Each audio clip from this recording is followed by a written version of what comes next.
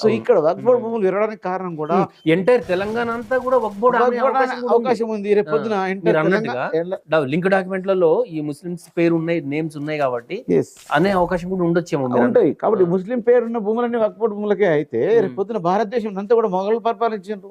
ఆ కాలంలో కూడా మొఘలు ఉండ్రి. మరి దేశం అంతా దేశమంతా అంటే దేశంలోనే ఇంకొక ఉద్యమం ఏర్పడుతుంది, దేశంలోనే ఇంకొక దేశం ఏర్పడుతుంది. ఈ దేశానికి రక్షణ కరువైంది. ఈ భారతదేశంలో ఏర్పడకుండానే ఒక ముస్లిం యొక్క ప్రాతినిధ్యం ఉన్నట్టు ఏర్పడుతుంది, వక్ఫ్ బోర్డ్ ఏర్పడుతుంది. ఆ వక్ఫ్ బోర్డు ద్వారా దేశం ల్యాండ్ అంతా కబ్జా అవుతుంది. సో ఇప్పుడు కూడా నువ్వు రక్షించకపోతే ఇంకా ఎప్పటికి నువ్వు రక్షించలేవు దేశాన్ని. సో నువ్వు దేశాన్ని రక్షించాలంటే పోనీ దీంతో ముస్లింలు అందరూ కూడా బాగుపడుతున్నారా అని మీరు ఒకసారి ఆలోచించండి. ఢిల్లీలో ఉన్నటువంటి కేజ్రీవాల్ గవర్నమెంట్లో ఉన్నటువంటి ఎమ్మెల్యే అతను వక్ఫ్ బోర్డు భూములలో అరెస్ట్ అయ్యాడు. సో ఇప్పుడు వక్ఫ్ బోర్డు భూములను అరెస్ట్ కావాలంటే అతను అక్రమంగా వక్ఫ్ బోర్డు భూములన్నీ దోచుకుంటున్నారు. అంటే ఇక్కడ ముస్లింలలో ఉన్నత వర్గాలు మాత్రమే ఆ భూములను దోచుకొని